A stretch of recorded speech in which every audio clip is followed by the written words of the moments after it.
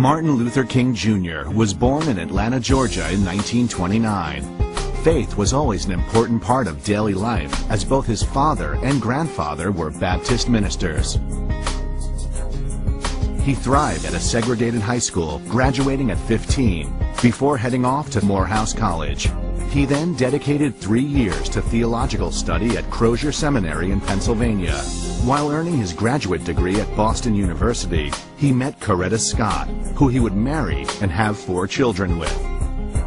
King and his family settled in Montgomery, Alabama, when he became the 20th pastor of the Dexter Avenue Baptist Church.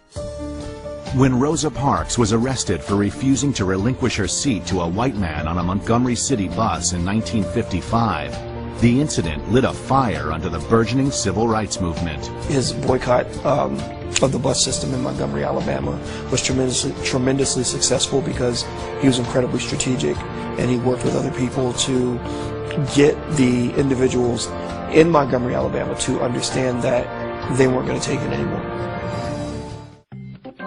King's experience, passion for the cause, and position in the community gave him the credentials to become a leader in the 381-day boycott of the city buses. On December 20th, 1956, the Supreme Court ruled segregated buses to be unconstitutional. This was a major victory for the civil rights cause and proved King's nonviolent methods of protest could yield results.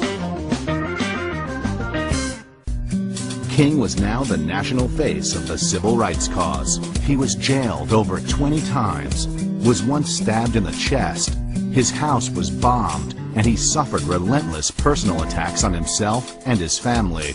For a man of peaceful intentions, he unfortunately spent much of his life the target of violent intent, yet the threats never stopped him.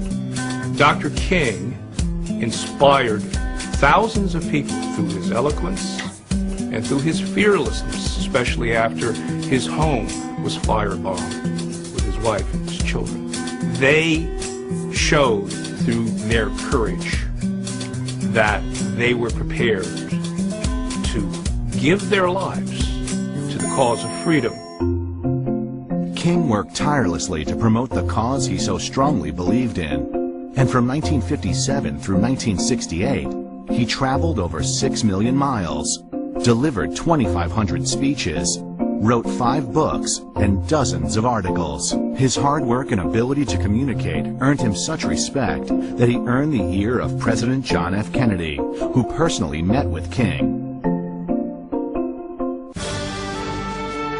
Of all the speeches King delivered, none has stood the test of time like his famous "I Have a Dream" speech. Symbolically delivered from the steps of the Lincoln Memorial in 1963, in front of 250,000 people, both black and white. King had become such a force in America that he was named Time Magazine's Man of the Year in 1963. A nice achievement indeed, but it paled in comparison when in 1964 he became the youngest man ever to win the Nobel Peace Prize. Martin Luther King Jr. was an American. He was deeply American.